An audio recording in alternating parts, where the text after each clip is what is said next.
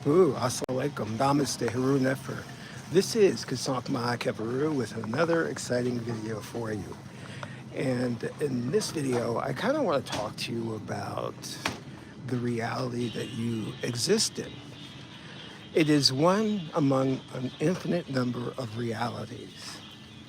And in this reality, we're living in a very unjust world. It is a world predicated upon the oppression of select groups of people based on race, based on economic situation, based on region they live in. And you may say to yourself, oh my God, why was I born this way? Why wasn't I born rich? Why wasn't I born white? Wasn't I born, why wasn't I born as a prince or princess? So with that in mind, and believe me, that's understandable to feel that way. Don't shame yourself if you feel that way. But the thing that you have to keep in mind is if you are not born as part of the privilege, the select few, then you have a specific mission and you cannot ignore that. And your mission is, in this reality, to bring about justice. If you're born as part of the underprivileged, in poverty, or black, dark skin, what have you, Netter, God, in His infinite wisdom, has you born that way for a reason. And that reason is that this reality needs help in reform. Let me say that again. This reality needs help to reform because it is replete with bad guys and they need to be stopped. They are part of a system that covertly robs the underprivileged, robs the planet of natural resources. They covet it for themselves. Wealth is calcified at the top. Meanwhile, those few who don't have anything are oppressed even more. I was watching a video about this Saudi prince. I'm not going to say his name. He's a trillionaire. He is a trillionaire. And princes like him who've made their money off fossil fuel, oil, robbing the planet of natural resources, they have collected so much money, so much wealth, that they can't spend it all in one lifetime. And yet they're going for more. Can you imagine being a trillionaire and still hungry for more money? You have to be mentally insane. And they did a study and they found out a lot of these people are mentally ill, especially a lot of the CEOs of major corporations. They did the study, and the study determined that a lot of the CEOs of companies are mentally ill. So going back to what I was saying, can you imagine yourself being a trillionaire and still wanting more money? But here's the worst part. Follow me here. Many of these trillionaires have so much money that they don't even know how to spend it. So they spend it on trivial things. They gotta have a gold toilet seat, a gold license plate, a gold fan. They'll buy a yacht, and this is true. The one Saudi prince has bought a yacht for, I think it was $3 billion. A yacht for $3 billion. Why do you need a yacht for $3 billion? Now let's take that $3 billion and let's see if we could spread that money out to the underprivileged. Do you know how many people that money could help? But you have to have a $3 billion yacht, which is not necessary.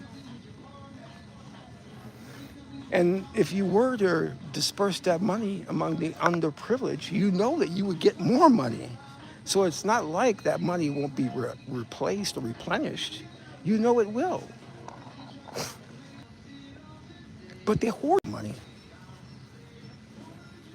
They hoard this money.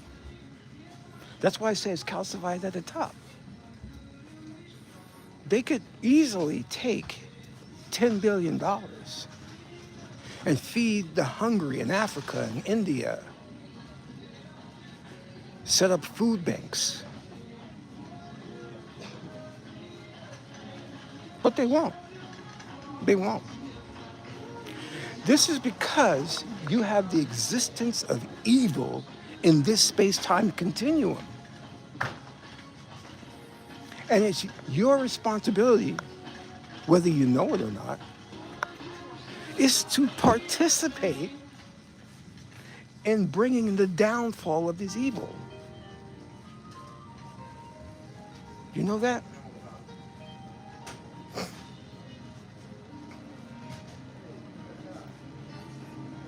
So why not take the mantle, take up the cause, and start? Now, I'm not asking you to go out there and start riots or, start a rally. You can do small things. Small things can add up to big things.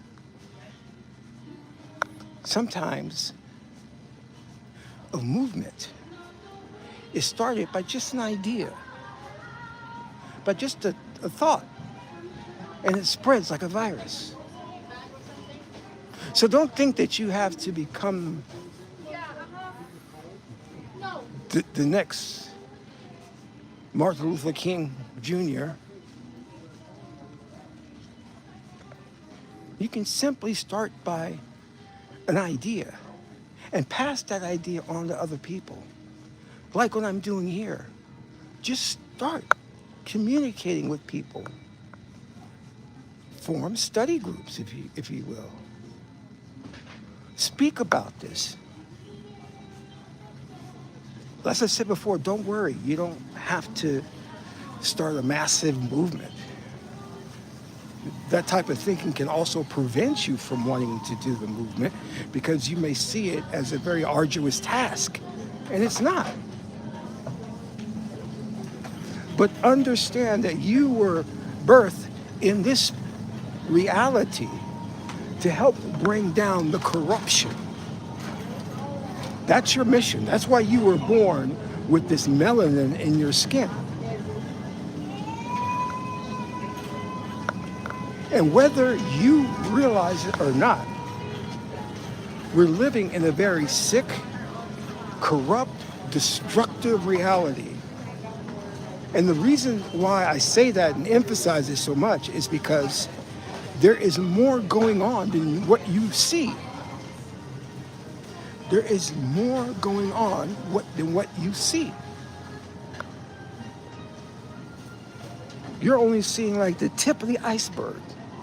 And under the water, there's a large amount of corruption that's going on. Just look at the Middle East crisis and what's happening.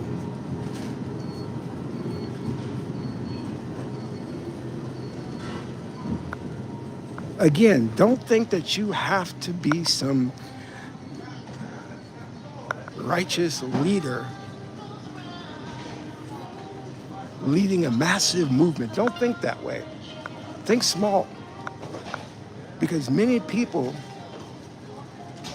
who think about revolution, who think about changing things, their energy vibration will spread. Hey, Lady Magi 8, how are you? Hetepu. The energy and the thought process that you dwell on spreads throughout the ether, the air, and it affects people. And just from your thinking, if you watch, you'll notice that there is a change in your reality. Believe me, you are the change that you want to see. Start first with you, acknowledging the fact that you have a mission in this reality and that you're going to set out on that mission. And once you do, everything else will fall into place. You'll get helpers, you'll get financing, because God is going to be on your side. God wants there to be a change in this reality. Right behind you, buddy. Oh, thank you, buddy. No problem. Thanks. So think about that. And live your life. Enjoy your life. Be happy.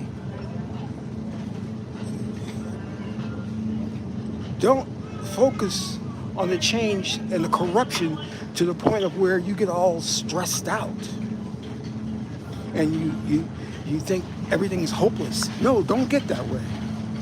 Enjoy your life. God wants you to have a happy and prosperous life. So enjoy it. Be happy. Get married. Fall in love. Get a great career if that's your goal. So I want to thank you for tuning in to this live broadcast. This is Qesankh Ma'at Keperu, son of Ma'at and Tahuti. My aunt is the beautiful goddess Heteru. Until my next video, I'm in the wrong.